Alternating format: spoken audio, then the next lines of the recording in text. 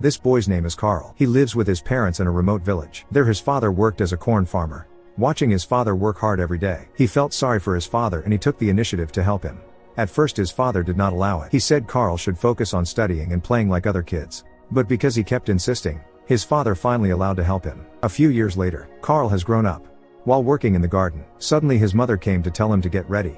It turns out that today is Carl's departure day to take part in the United States Naval Military Training Selection. At the moment of their separation, his father asked him to promise never to return to the village again. Sad though, his father still had to say those words because he wanted his son to be able to focus on work and become a successful person in the city without having to think about his family. But when he arrived at the military base, Carl just became a cook. At that time the American military did not allow black people to join the military. They still think black people are slaves who have to work under the feet of white people. The next day Carl and his friends saw a white student in their class swimming. His friend explained that the swimming schedules of white people and black people were different. Heard about it, he wondered why it had to be distinguished. Yet they are both human. He then recklessly ventured into swimming. When Carl came, everyone there immediately insulted him, even the captain of the ship, to order his assistant to expel him. As a result of the incident, he was locked up in the punishment room. When the captain of the ship came, he said he was impressed by Carl's swimming speed. The captain then put him into the rescue swim team. Hearing that, Carl was very happy. He then immediately wrote a letter to notify his parents. The next day saw a helicopter crash in the middle of the sea. Panicked, the ship's captain immediately ordered a diver to save the helicopter pilot. After a long wait, the diver finally made it out. Diver's name is Chief Sunday. He is one of the divers with the rank of Master Chief in the Navy. Master Chief is the highest diving team. Unfortunately, even though the pilot was successfully evacuated, but his life could not be saved. Then a second diver descends to rescue the co-pilot who is still in the sea. Here one diver can only save one person, because in that year the diver's clothes weighed more than 200 kilograms.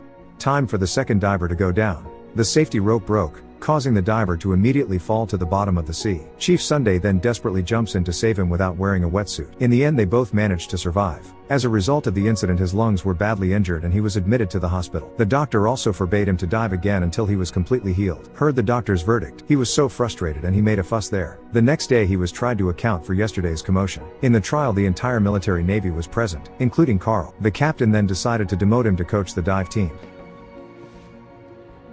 When the trial is over, Carl goes to the captain and asks to be allowed to participate in diving training at headquarters. He said he was amazed to see Chief Sunday's rescue yesterday, and now he is determined to become a savior like Chief Sunday. Seeing that strong determination, the captain's heart melted and he allowed him to switch divisions from the swimming division to the diving division. The next day, he arrived at the training camp. When giving the letter of duty to the guards looked confused because so far no black person had ever been allowed to enter the Marine base. It wasn't long before Chief Sunday came out. It turns out that he will be the coach at the dive camp. Carl then says the purpose of coming there, but Chief Sunday instead mocked him by saying that the black man did not deserve to be a diver. Black people just deserve to be cooks. Hearing his insult, Carl could only be silent and patient. After Chief Sunday left, he remained waiting at the gate until evening. When Chief Sunday returns, he was sick of seeing Carl still outside the gate. He then drove him back to his village.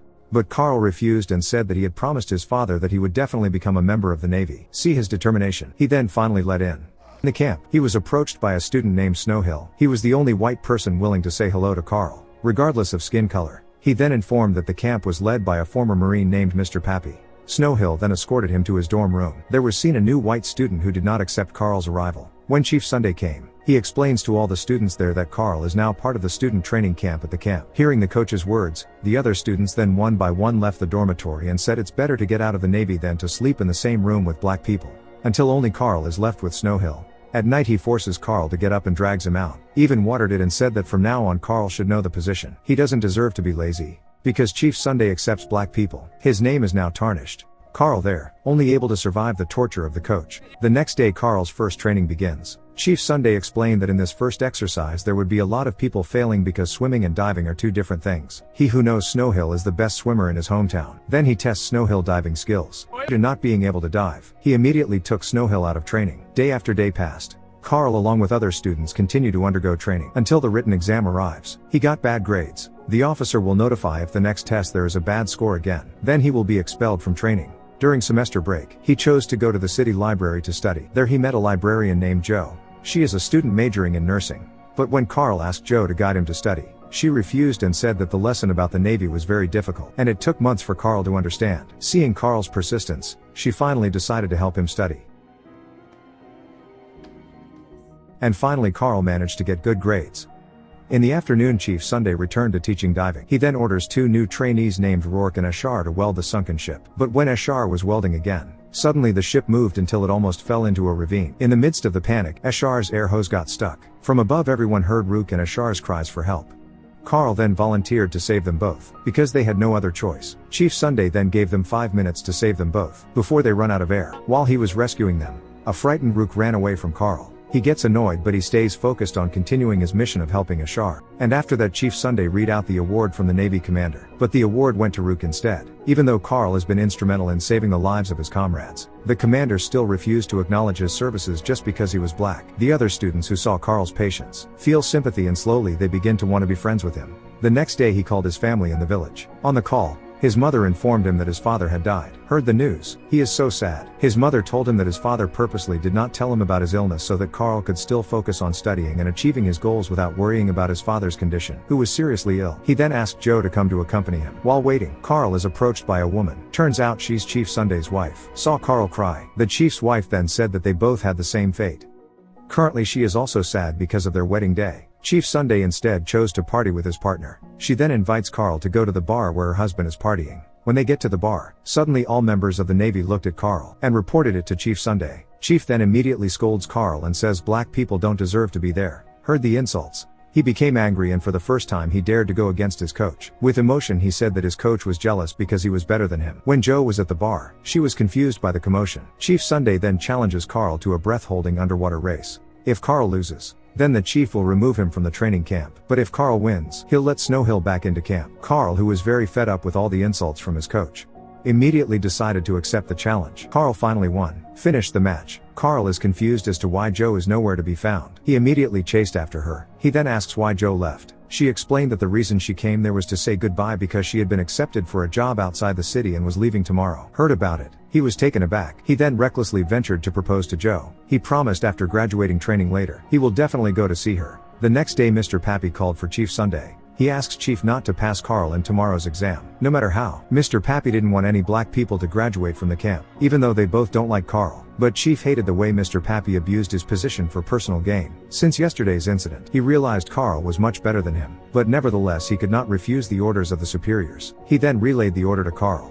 There they both argue because Carl still wants to take the exam. The emotional chief immediately slammed the radio that Carl's father gave him, seeing the only thing left by his father was damaged. Carl is very sad. The next day, when all the participants were getting ready, unexpectedly Carl came. He then looked at his coach with a look full of confidence. See that look? Chief finally had no choice and allowed him to take the exam. After all participants are ready, the exam starts. From above, several people threw the bag containing the test kits into the water. But when it was Carl's turn, the bag was torn up on Mr. Pappy's orders.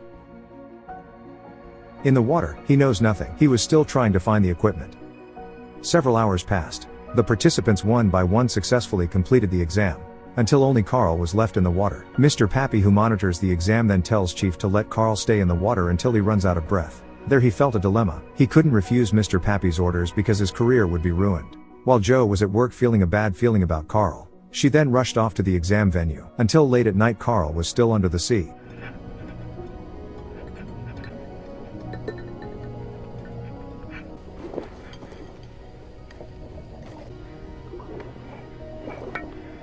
The chief and the other examinees seemed to be starting to get worried.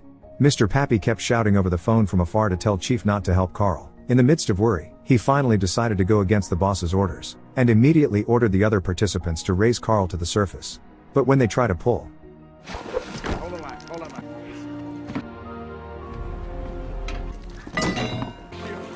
almost there. Carl suddenly rose to the surface, and he passed. Carl Brashear, perfect assembly.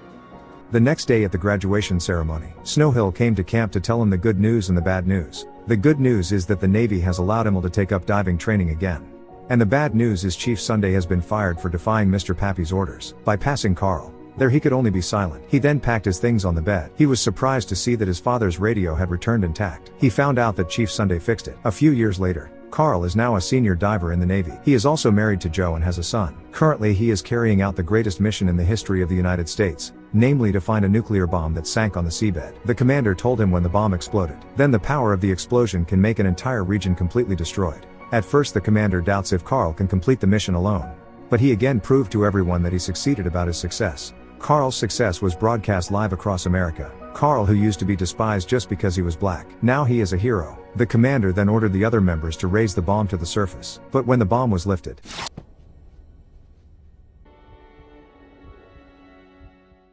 when Carl wakes up, he is shocked. Why is he in hospital? Joe then informed him that it was the result of yesterday's incident. His leg was almost severed and he was sentenced to be unable to walk normally again. Hearing this, he was shocked. He felt ashamed of his father for failing to make him proud. On the other hand, Chief Sunday is seen in a mental hospital due to severe depression after his diving license was revoked. The next day, when he was sitting alone, a nurse gave him a newspaper. In the paper, he saw the news about Carl's accident yesterday. As a former teacher, she felt compelled to go see Carl. In the hospital, the commander and his assistant came to see Carl. Not long after, the naval captain named Hanks also came. There, Carl begged to be allowed to return to work when he recovered. But seeing his current condition, Captain Hanks reluctantly stated that he would never be able to dive again. Hearing Captain Hanks' words, he then showed me a newspaper story about a proud Air Force pilot who only had one leg. He asked Captain Hanks to give him a few weeks to prove that he too was capable of carrying out the pilot's duties and becoming the pride of the Navy. He also asked the doctor to amputate his leg so as not to interfere with his mission. When all gone, Joe, who had overheard their conversation,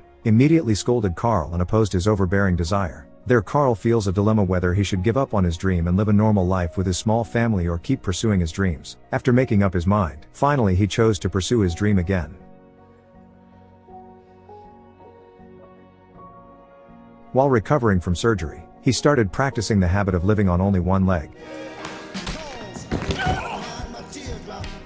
While practicing, Chief comes in and says that yesterday when he read the news about Carl, he felt that the fate of both of them was the same, namely that they were both slumped because they could not dive anymore. But as a former teacher, he knew who Carl was. In the eyes of the chief, Carl is a man who never gives up. He then promised to try to convince the Navy officials to let him return to diving. He will also help him through the postoperative recovery period.